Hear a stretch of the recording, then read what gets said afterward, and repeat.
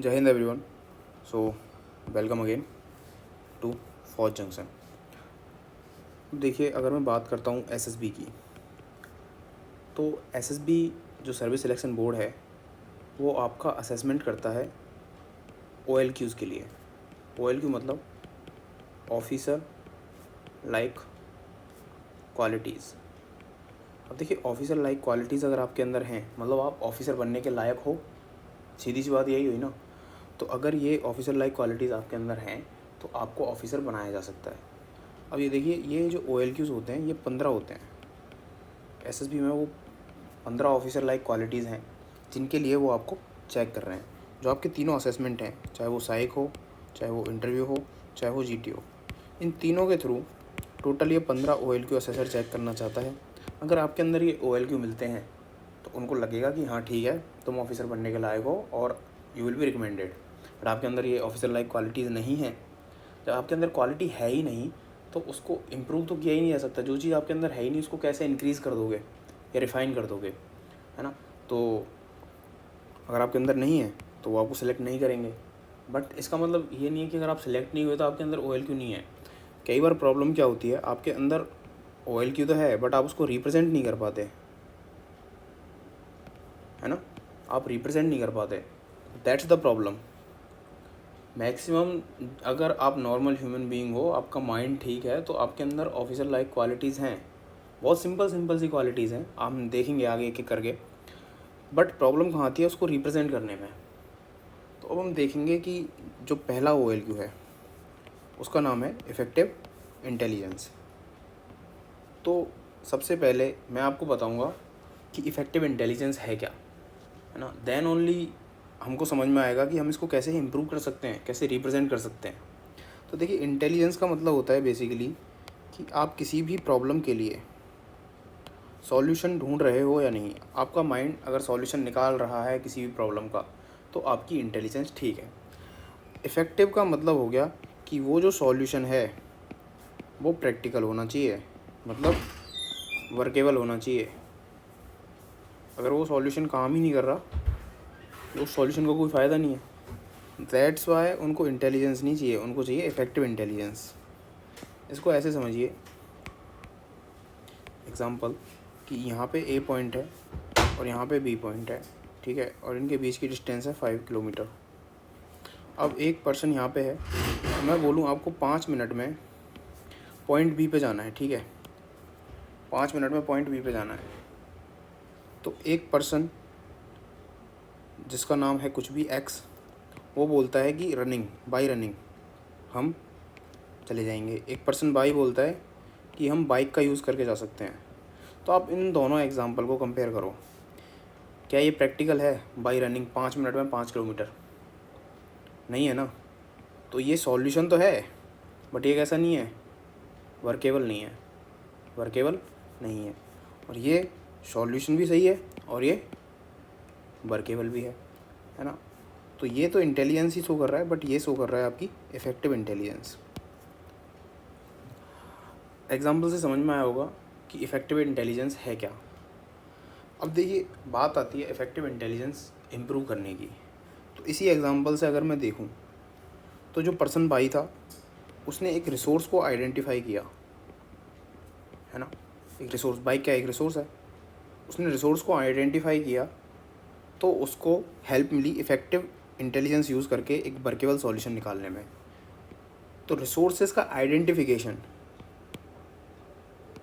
Identification of resources बहुत ज़रूरी है अगर आप रिप्रेजेंट करना चाहते हो अपनी इफ़ेक्टिव इंटेलिजेंस।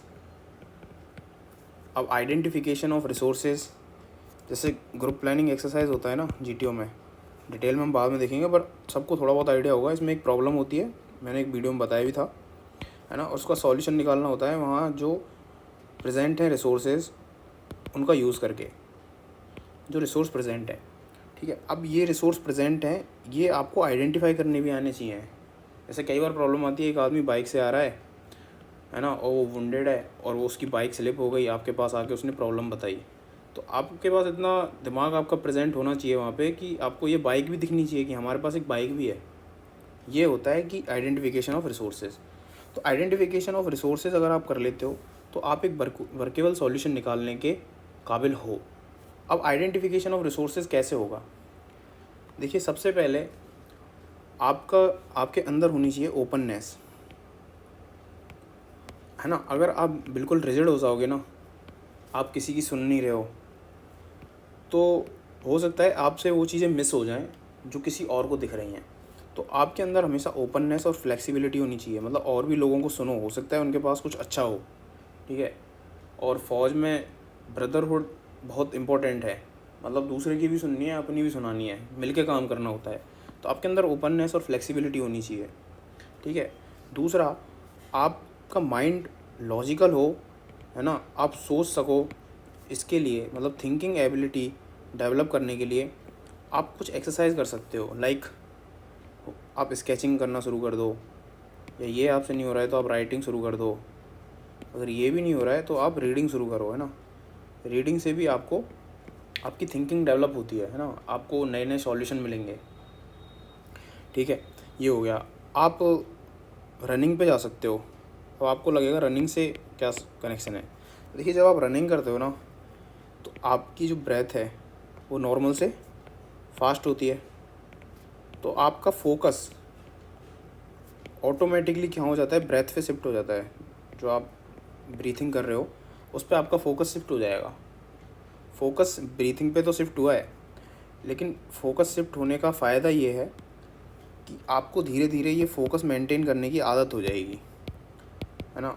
मतलब आप, अगर सिंपल वर्ड में बोलूँ, तो आप ज़्यादा अवेयर रहने लगोगे थ्रू आउट द डे। और अवेयरनेस का गेम है सारा, है ना। मैंने दूसरे तीसरे दिन ही यही बोला था, ड्रिल ही यही थी हमारी पहली। अवेयरनेस का गेम है, क्योंकि अगर अवेयर हो तो ही आप अपने आसपास की जो सराउंडिंग है उसको ऑब्ज़र्व कर पाओगे, और ऑब्ज़र्व करोगे तो आपको रिसोर्सेज मिल ही जाएंगे, है ना। तो अवेयरनेस बहुत ज़रूरी है। तो इसके लिए आप सिंपल एक्सरसाइज रनिंग कर सकते हो, ठीक है। आपका माइंड हमेशा इन्वेंशन के मोड में होना चाहिए, है ना। इन्वेंशन का मतलब ये नहीं कुछ बना देना है, ठीक है। आप जैसे अपना रूम ऑर्गेनाइज़ कर सकते हो। जब आप रूम ऑर्गेनाइज़ करोगे तो आपको बहुत सारी चीज़ें मिलेंगी, है ना। और आपके माइंड में वो एबिलिटी डेवलप होगी कि किस चीज़ को कहाँ पे रखना है ना, किस चीज़ का कौन सा प्लेस है, किसको कैसे यूज़ कर सकते हैं, वो सब बाई एक्सरसाइज, है ना। आप ये धीरे धीरे आप एक्सरसाइज करोगे तो ये आपके अंदर चीज़ें डेवलप होंगी। और मैं बोल रहा हूँ श्योरली ये आपको हेल्प करेंगी अपनी OLQ नंबर 1 को रिप्रेजेंट करने में, ठीक है। ये सब धीरे धीरे थ्रू एक्सरसाइज डेवलप हो जाएगा आपके अंदर।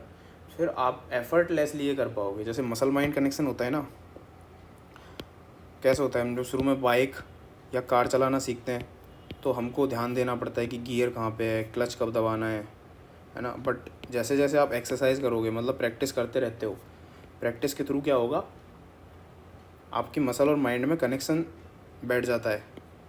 उसके बाद आपको सोचने की ज़रूरत नहीं है, फिर अपने हाथ और पैर अपने आप ही काम करते हैं। तो ऐसा ही यहाँ पे है, आप ये सारी एक्सरसाइज करोगे तो आपका माइंड ऑटोमेटिकली वो कनेक्शंस डेवलप कर लेगा, लॉजिकली थिंक करने के, दूसरों को सुनने के। रनिंग करोगे, अपने आप आपका माइंड अवेयर रहने लगेगा, आप मोर रिसोर्सेज को आइडेंटिफाई कर पाओगे, ठीक है। ऑर्गेनाइज़ करोगे रूम तो आपको पता चलेगा कि कौन सी चीज़ को कैसे यूज़ कर सकते हैं।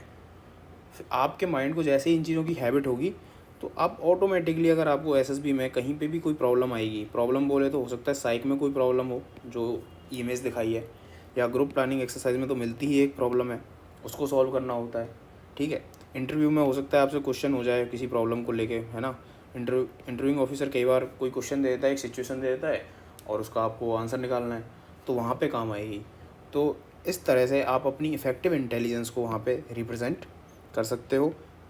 इस तरह से आप अपनी इफ़ेक्टिव इंटेलिजेंस को इम्प्रूव कर सकते हो, ठीक है। अब नेक्स्ट वीडियो में OLQ नंबर 2 की बात करेंगे, जो है रीजनिंग एबिलिटी। आई होप आपको ये सब समझ में आया होगा, है ना। बाकी अभी हम टारगेट लेके चल रहे हैं 2K सब्सक्राइबर का। इसके बाद मैं ट्राई करूँगा कि वेबकैम वगैरह मंगा के ढंग से लाइव क्लासेस स्टार्ट हों, है ना। लाइव क्लासेस में चीज़ें बेटर क्लियर होती हैं। तो दिस इज़ ऑल, ठीक है। अगर आपको कोई भी डाउट है टेलीग्राम पे मैसेज करो, ठीक है। टेलीग्राम कहाँ है, ये रहा। तो ये हमारा टेलीग्राम है, फौज अंडरस्कोर जंक्शन, और ये इंस्टाग्राम है fauj.junction, ठीक है। आप दोनों जगह कनेक्ट हो जाइए, मैसेज कीजिए, इस वीडियो के कमेंट में आप मैसेज कर सकते हो। Okay, that's all. I hope ये समझ में आया होगा कि इफेक्टिव इंटेलिजेंस क्या है और कैसे इसको इम्प्रूव कर सकते हैं। जय हिंद।